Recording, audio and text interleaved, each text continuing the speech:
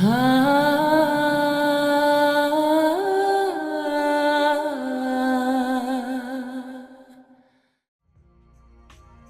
the release of Silent Hill 4, news on the SH front had started to dry up, which worried longtime fans like myself, but little did we know we were in for the most high-stakes game of good news, bad news conceivable. In terms of good news, we found out that a few SH games were in the works, which had us jumping for joy, understandably. But the fact that Team Silent would not be making them was met with a somber reaction. As you might imagine, it was a rough time to be a Silent Hill fan. And then seemingly out of nowhere, we get news that a Silent Hill movie would soon be released. Now, I definitely don't have to clue you guys in on the fact that video game movies very rarely live up to their namesakes, but if trailers were to be believed, this might be one of the first successful game-to-movie adaptations ever made. And to be completely honest, at the time, I really couldn't be bothered to care. After I finished Silent Hill 3 and was summarily disappointed by Part 4, I came to grips with the fact that what I loved about the series was essentially dead. But I wasn't sad for it. After all, I'd gotten some of the best video game experiences of my life out of the series, so for me, this was a relatively low-stakes deal. If the movie sucked, well, I worked at a movie theater at the time, so it wasn't like I'd be out the price of a movie ticket. And if it was good, well, maybe I'd get a little bit of my faith in humanity restored. So today, let's talk about a pretty divisive subject in the Silent Hill fandom, a film some call the first good video game movie and others call pure inaccurate fan service. Sadly, before we start, I hate to do this, but there is a huge chance this video will be hit with a copyright claim just like my previous attempts at reviewing the Resident Evil movies, so maybe think about swinging by my Patreon page to help offset how busted YouTube is lately. Or at the very least, think about forgiving me for whatever nonsense I'm going to have to pull with the look of this video to avoid that eventuality. Hey guys, Jared from the future, I guess here, and if I sound a bit raspy and out of breath, it's because I've been wrestling with YouTube's Content ID system for round about the last 6 hours. I have re-rendered and re-uploaded this video 26 individual times, trying every trick in the book to keep it from getting copyright claimed, and none of them have worked. I've mirrored and flipped the image, I've had it moving on screen, I've messed with the colors, I've had a transparent fog overlay animate over top of it, I had a 2D image just smack dab in the middle of the screen, I've tried obscuring the video. None of it has worked. I've also tried uploading it without ads turned on, by the way, too.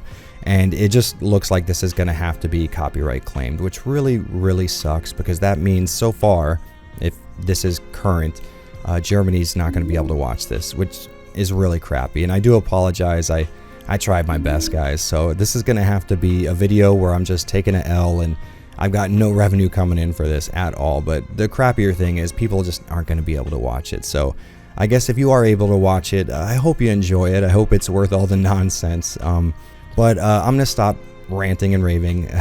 Please enjoy the rest of the video. And with all that out of the way, ladies, gentlemen, welcome to Silent Hill.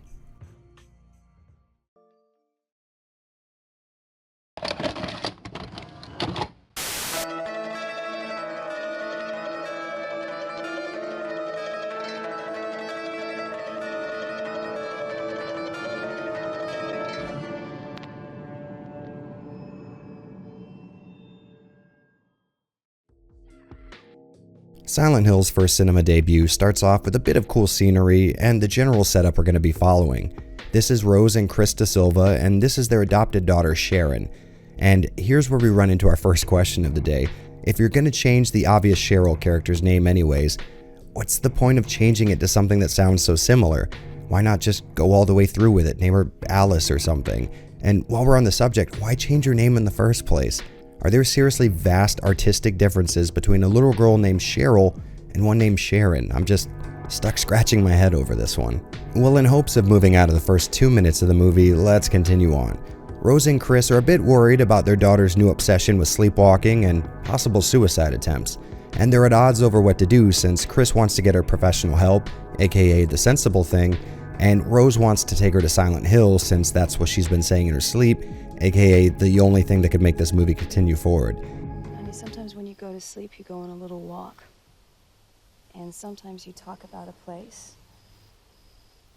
called Silent Hill. Chris understandably doesn't want his daughter visiting the titular town, and this is when we find out there's a bit of a discrepancy between the video game's depiction of Silent Hill and the movies.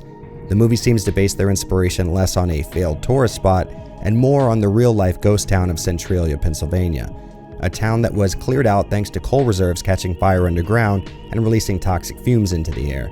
And I gotta admit, if there was one town that fits closest with the theme of Silent Hill, it's probably the one that will forever be on fire, as if hell exists right underneath it. Well, child endangerment be damned, Rose is determined to get Sharon to Silent Hill, which sees her sort of kidnapping her. On the way to Old Quiet Mountains, the two stop at a gas station where Rose catches the attention of Officer Sybil Bennett, a character that looks exactly like her analog in the game, and funnily enough is named after her as well, so the director knows how to do it at least once in the movie. Well, Rose, like most middle-aged affluent women, has no idea how to play it cool with the cops and ends up getting pulled over by Sybil almost as soon as she gets back on the road, and for some unknowable reason decides to gun it instead of taking whatever speeding ticket she was planning on giving her. And her actions turn out probably the most predictable results you could imagine, and now we have officially started the Silent Hill process of waking up in a wrecked vehicle while looking for your missing daughter, which is where we hit another small but very important change. Instead of including the series' famous obscuring fog, we have smoke and ash falling like snow. Sure, this serves the same purpose as the fog in the game and fits in well with the plot point we'll go over in a second, but at this point it's pretty easy to feel like most of the movie is just going to be odd interpretations of SH elements rather than a movie true to the source material, and I don't want to give things away too early, but yeah, that's exactly what it is. Anyways, Rose continues to look for Sharon, and we get to see some really effective establishing shots of the town. I really like seeing Silent Hill represented in real life, and if you ask me, this is probably one of the best feathers in the movie's cap. From here, we're treated to a really cool take on the game's introductory Otherworld sequence, where we get to see the rusty color palette and chain link fencing that we SH fans love so much. Our main character comes across some poorly composited screaming babies, is knocked out, wakes up back in reality, and we get to see more of the town, which is a good thing. After a quick conversation with the movie's version of Dahlia, we catch up with Chris, who is understandably worried about his missing wife and daughter. Throughout the entire movie, we'll slip between these two narratives, with Chris looking for Rose in the real world and Rose looking for Sharon, wherever the hell she is. And while I do get the dichotomy director Christoph Gans was going for, the parts following Chris De Silva are without a doubt where the movie drags ass the most, at least as far as pacing is concerned. Which makes a lot of sense, since I found out that these were added after the fact when a bunch of execs decided that this movie needed more of a male presence, which it doesn't at all. Anyways, from here we're going to get a little more general, since I actually do want you guys to watch this for yourselves. So after we've set up the idea that these two may be on separate planes of existence, the movie establishes the fact that Sybil made it into Silent Hill, and that there are a few more residents left in the town. A group of religious fundamentalists all seem to be holding up in the town church, taking shelter from what they call the darkness, which is actually a really cool in-universe explanation for the sirens that play before a transition into the other world. It kind of makes sense that these people would see these transitions coming and warn their followers beforehand, and this very scene may lead to one of the coolest things to ever happen in cinema history.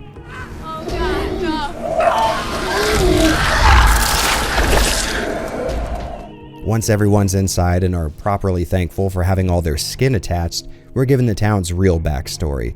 A tale that sees a little girl named Alessa being burned in a religious sacrifice because she's an only child and a product of sex outside of marriage, I think? This little stunt somehow triggers a wild blaze, and Alessa's crispy body is put on life support, where we find out later in the movie she essentially made a deal with the devil, trapping the whole town in some kind of limbo between the real world and her hellish inner world of torment and suffering. And it's here that we have to stop and talk shop for a little bit. If you haven't picked up on it by now, know this is not an accurate Silent Hill story. But you remember back in my video on the first game when I said that people who didn't understand its story or play it all the way through to completion were prone to throwing out all kinds of wild interpretations?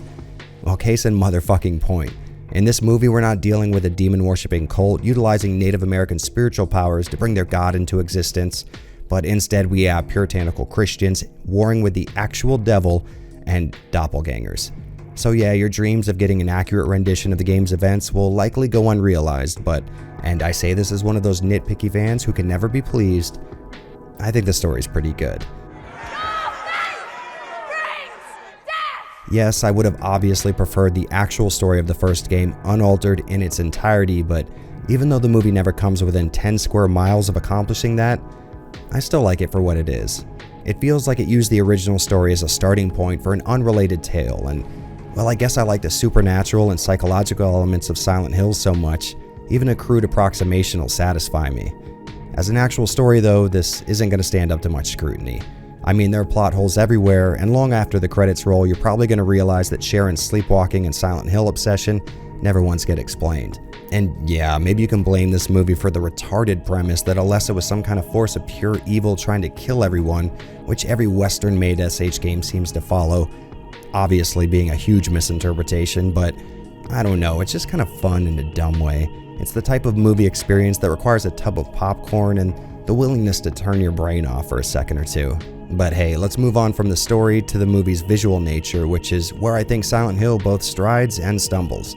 Like I said before, they did an amazing job building the town itself. I mean, this is exactly what my imagination saw when walking through the low-res polygonal version in the game, but sometimes it goes a bit too far with set design, and some areas look exactly like what they are, sets in a movie. Some locations just seem overthought out and too fantastical in a grounded way, which makes them feel a bit fake, I guess, but the good news is these areas are definitely in the minority. Monsters seem to really fit the series standard, but forgive me if I use this platform to complain about something for a quick second. You people need to stop with this obsession with the whole sexy bubblehead nurse thing.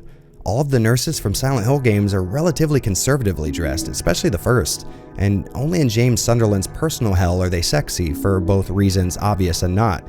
And even in that game, they aren't exactly what you would call porn material.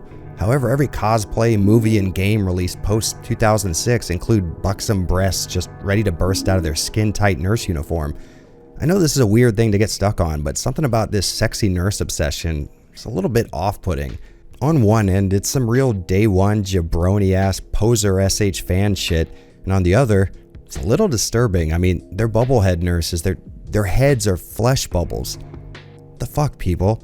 I mean, I appreciate a little TNA for sure, but when you're out perving a Japanese video game developer, I don't know, maybe it's time to rethink a few things. Anyways, like I was saying, monsters in this movie look pretty okay.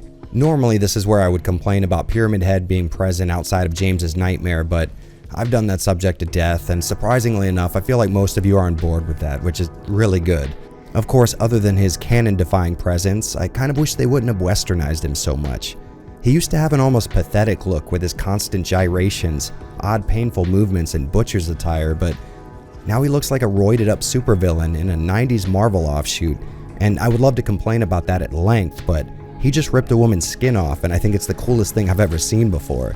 So I guess we'll call this one even, probably.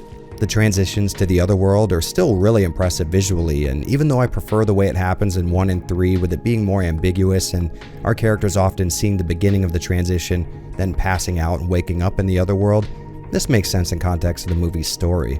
The devil essentially allows Alessa's nightmare to overtake the town, and then the cult will pray it back to normal eventually. Once our characters are actually in the other world, I really do like a lot of the visuals.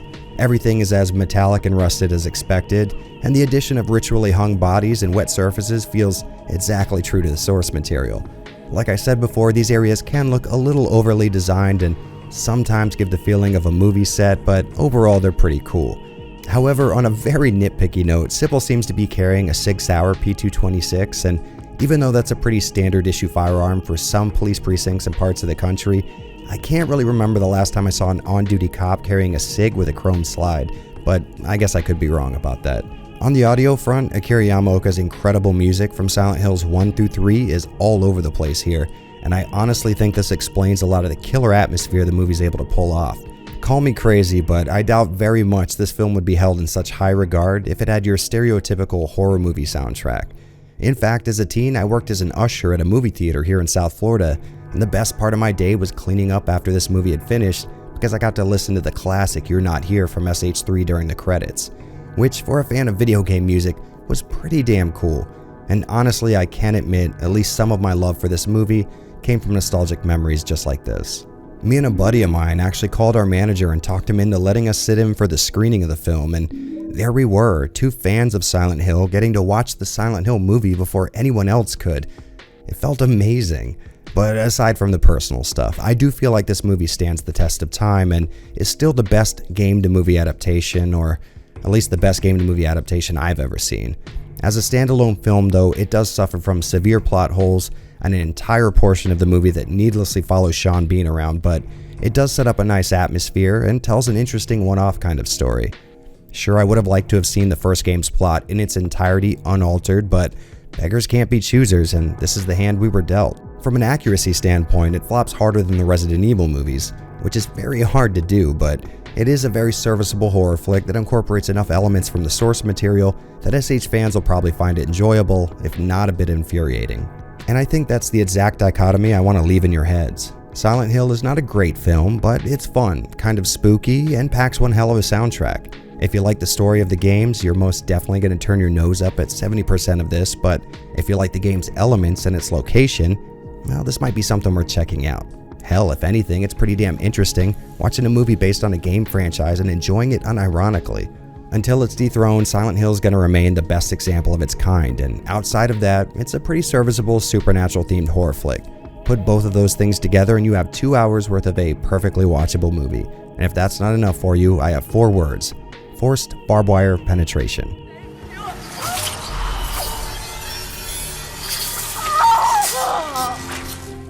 Sometimes there's so much beauty in the world. I feel like I can't take it. So at the very least, this may be the only time you get to see death metal lyrics acted out on the silver screen, and I think that's about all that needs to be said. Well, thanks for sticking around, guys, and let me know if you're a fellow fan of this movie down in the comment section, or more importantly, whether or not I need to subject myself to the terror that is Silent Hill Revelation. But until that terrible, terrible day, thank you all for watching the Silent Hill Retrospective.